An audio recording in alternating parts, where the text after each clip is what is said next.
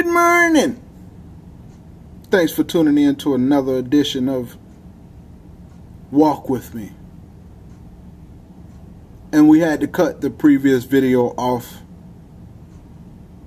so I wanted to allow you to be able to hear our real black leaders. One white man named Lincoln supposedly fought the Civil War to solve the race problem, and the problem is still here. Another white man named Lincoln, again the same white man, issued the Emancipation Proclamation to solve the race problem, and the problem is still here. Some more white liberals came along with the 13th, 14th, and 5th Amendments, which were supposed to solve the race problem. The problem is still here. 9 years ago, 9 more white liberals, so-called, came up with what they call a Supreme Court desegregation decision, and the problem is still here. And then another white man named Kennedy came along running for president and told Negroes what all he was going to do for them if they voted for him, and they voted for him 80%. He's been in office now for 3 years, and the problem is still here.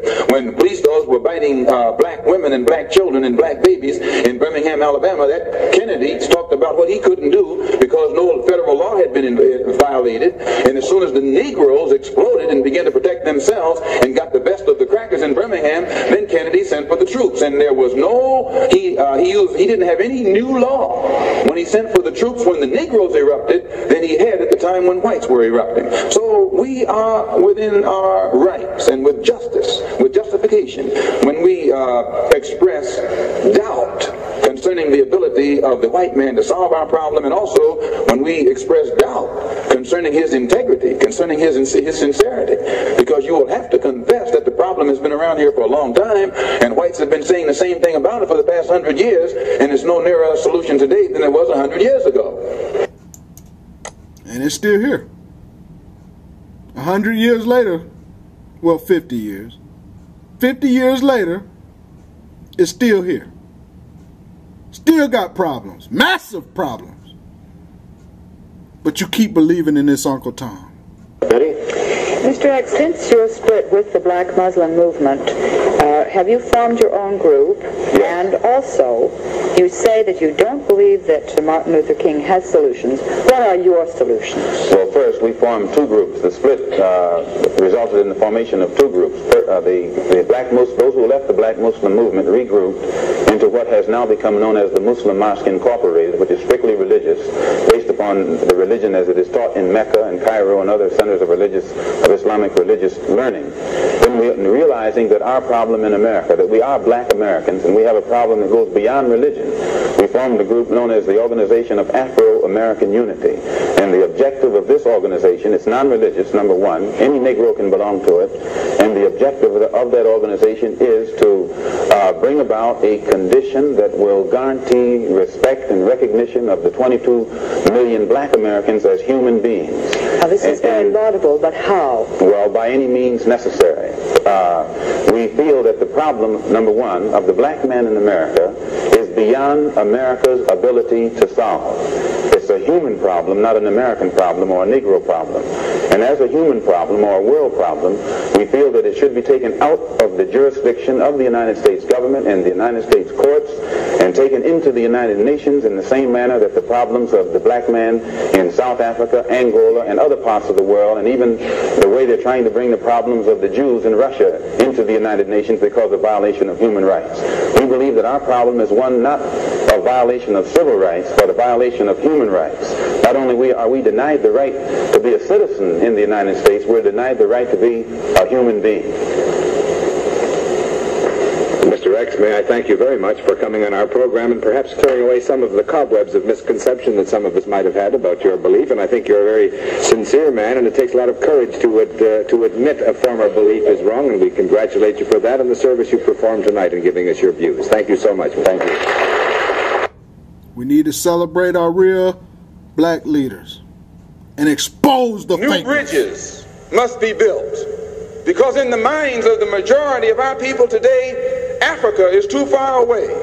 So the only way you and I can point them in that direction is build new bridges. We have to have the type of understanding of Africa and the type of understanding of our people here in order to build a bridge, a contact, a line of communication between the two.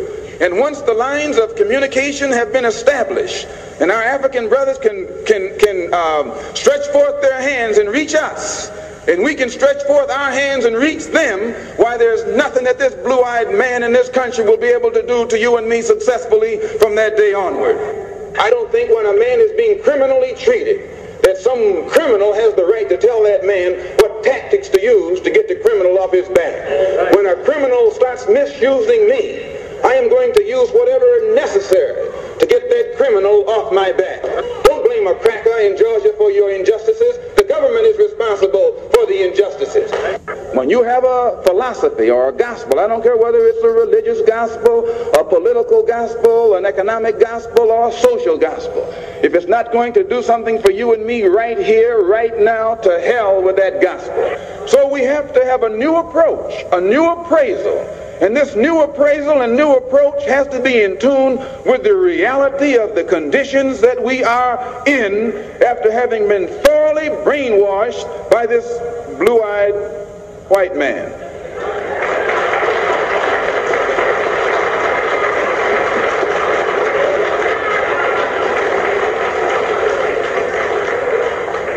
Some of them have brown eyes. Wake up, black people. You're living in institutional slavery. You can't do nothing to change your situation. Reverend Martin Luther King preaches a doctrine of nonviolent insistence upon the rights of the American Negro. What is your attitude toward this philosophy? The white man pays Reverend Martin Luther King, subsidizes Reverend Martin Luther King, so that Reverend Martin Luther King can continue to teach the Negroes to be defenseless. That's what you mean by nonviolent. Be defenseless. Be defenseless in the face of one of the most cruel beasts that has ever taken the people into captivity. That's this American white man. And they have proved it throughout the country by the police dogs and the police clubs. 100 years ago, they used to put on a white sheet and use a bloodhound against Negroes. Today, they have taken off the white sheet and put on police uniforms. They've traded in the bloodhounds for police dogs, and they're still doing the same thing. And just as Uncle Tom, back during slavery, used to keep the Negroes from resisting the bloodhound or resisting the Ku Klux Klan by teaching them to love their enemy or pray for those who use them despitefully, today Martin Luther King is just a 20th century or modern Uncle Tom or a religious Uncle Tom who is doing the same thing today to keep Negroes defenseless in the face of attack that Uncle Tom did on the plantation to keep those Negroes defenseless in the face of the attacks of the Klan in that day. This is the Uncle Tom. You're in a position to determine who go to the White House and who stay in the doghouse. You're the one who has that power. You can keep Johnson in Washington, D.C., or you can send him back to his Texas cotton patch. When you see this, you can see that the Negro vote is the key factor.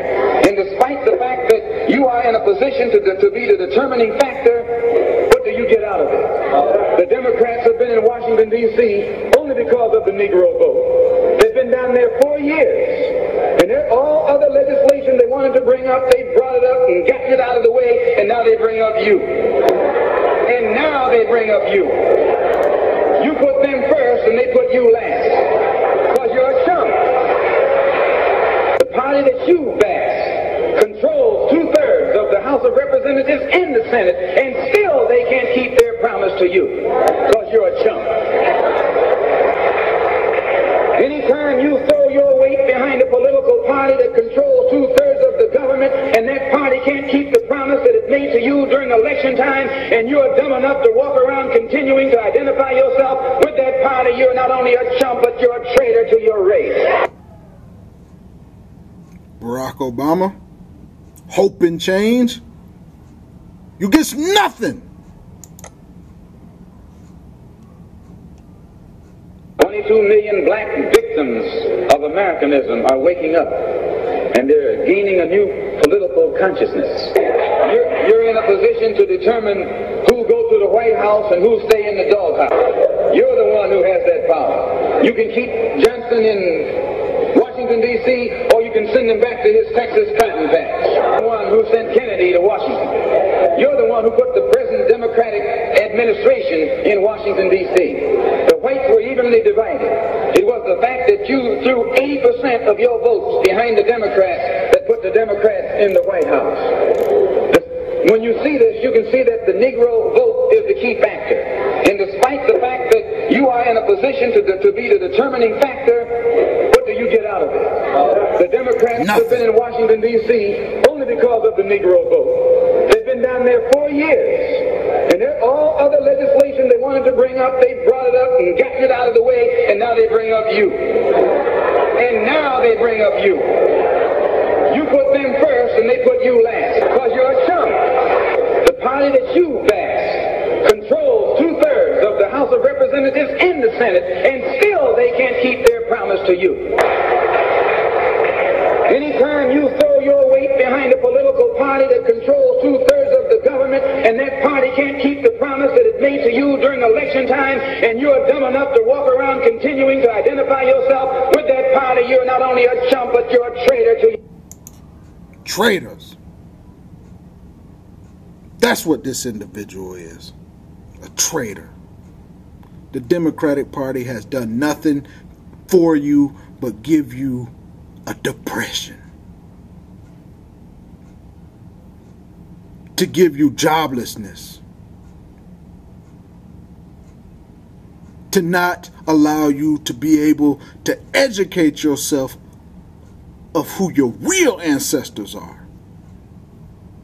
It's time, black people. It's time to get off that Democrat plantation and create our own party where we can expose individuals like this. These Uncle Toms will live no more. So as you Uncle Toms celebrate Martin Luther King this weekend, August 28th, understand this. We hope you burn in hell. In Jesus' name, amen.